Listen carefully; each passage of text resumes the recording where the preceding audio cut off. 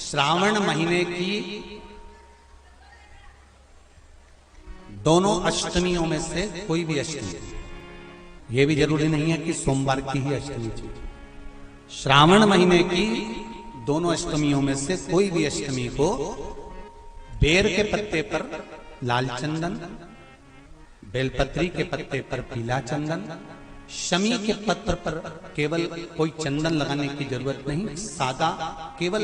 एकदम कुछ भी उसमें लगाकर नहीं, सिंपल। महाराज शमी के 5 पत्ते औषधि के रूप में लिए जाते, पर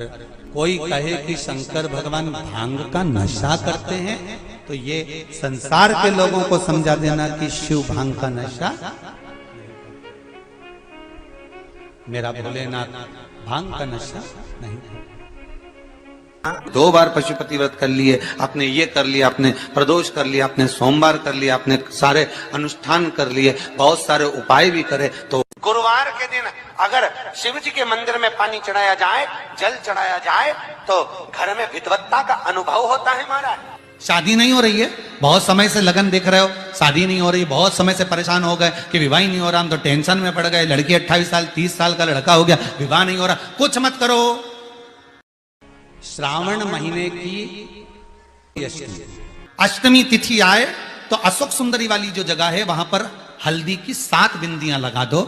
लड़का लड़की का हाथ उस बिंदी पर रखवा दो, उसका नाम गोत्र बोलो, उसी हल्दी में उसके हाथ पीला करवा दो और पीपल के पेड़ पर उस हाथ के 5 छापे पड़वा दो, 3 महीने में विवाह पक्का हो जाता है। महाराज उसका इतना, अशोक सुंदरी के उस हल्दी का इतना प्रमाण।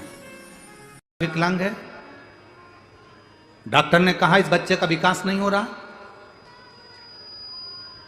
बच्चे की बुद्धि काम नहीं कर रही है,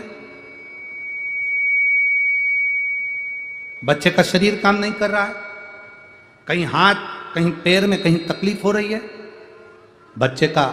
विकास नहीं हो रहा, 4 साल का हो गया, 5 साल का हो गया, 6 साल का हो गया, बुद्धि काम, तो उस जगह पर भी आप बच्चे से कहोगे ना बेटा शिव जी को जल चढ़ाने जा रहे हो ना, तो ये जो 2 चरण है ना जहां से पानी बहता है वहां स्पर्श कर कर आया करो और पानी पिया करो चढ़ाने के बाद। आप 15 दिन 20 दिन उस बच्चे से करवा कर देखो, कितना भी माइंड से हम यहाँ तक कहेंगे, जिस बच्चे की कोई शरीर में विकास नहीं और बच्चा कहीं पड़ा रहता है, मुंह में से राल टपकती रहती है, उस बच्चे के लिए भी अगर ये प्रयोग करोगे तो 2 से 3 महीने में वो बच्चा अपने आप धीरे धीरे शरीर का विकास होना प्रारंभ हो जाएगा। हर महीने आता,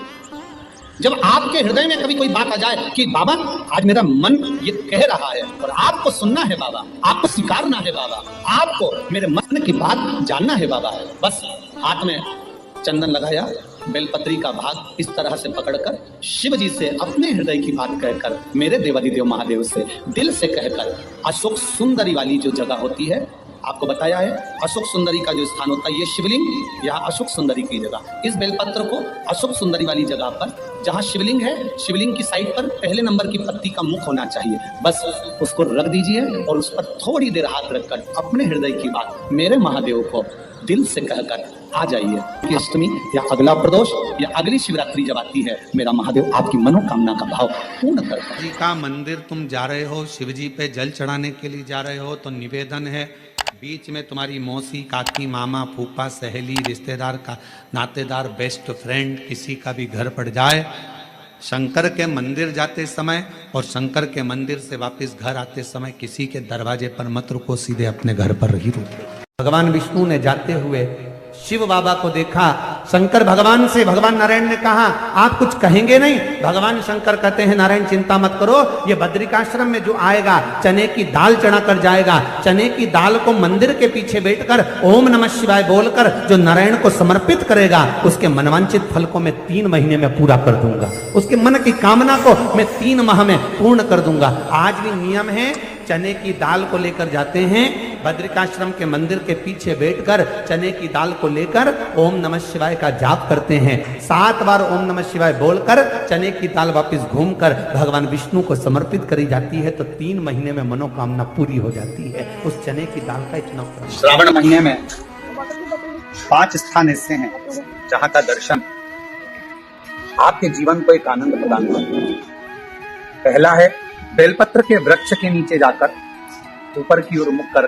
बेलपत्र का दर्शन करें। यह आपको जीवन में सुख प्रदान करेगा। दूसरा है शिवालय के नजदीक में पहुंचकर भगवान शंकर के शिखर का दर्शन करना। तीसरा है मंदिर के अंदर शिवालय में पहुंचकर नंदी का दर्शन करना। चौथा है भगवान शंकर के मंदिर में पहुंचकर जो जलाधारी लगी होती है, डमरू त्रिशूल रखा होता है, उसका दर्शन करना। और पांचवा है मेरे देव अधिदेव महादेव के शिवलिंग का दर्शन करना। ये हमारे जीवन को एक आनंद और सुख प्रदान करता है। श्री शिवाय नमस्ते। अगर कोई व्यक्ति मंदिर में बेलपत्र चढ़ा हुआ है और बेलपत्र उसने एकत्रित कर लिया मंदिर के अंदर ही, और मंदिर में बेलपत्र एकत्रित कर कर धागा लिया और उस कच्चे धागे में, उस कच्चे धागे के अंदर अगर उस बेलपत्र की डंडी को पीछे से उसने एक एक साधारण सी गांठ लगाकर उस बेलपत्र की माला को सिद्ध कर लिया, हल्की सी कच्चे सूत की गांठ लगाते लगाते मंदिर की चढ़ी हुई बेलपत्र को, शंकर पर चढ़ी हुई बेलपत्र को, शंकर की चढ़ी हुई बेलपत्र को ही उसने गांठ लगाकर जब माला सिद्ध कर ली, और सिद्ध कर कर अगर वही माला भगवान शंकर को अर्पित कर देती है, तो कहते हैं कि हमारा फिर पुनर्जन्म होता ही नहीं है। इस संसार सागर से हमारी मुक्ति हो ही जाती है, पुनर्जन्म से हम छूट जाते। इस पवित्र महीने में बाबा देव अधिदेव महादेव अपने भक्तों के लिए कुबेर का भंडार खोल देते हैं। ऐसे पवित्र महीने में आप शिव को पाने का प्रयास करें। शिव किसी भौतिक वस्तुओं से प्राप्त नहीं हो सकते। शिव को पाने का सबसे सुंदर तरीका है शिव के मंत्र का जाप करना, भगवान शंकर को जल अर्पित करना, समर्पण करना, और बाबा देव अधिदेव महादेव के मंत्र जाप का स्मरण करना। वही सावन की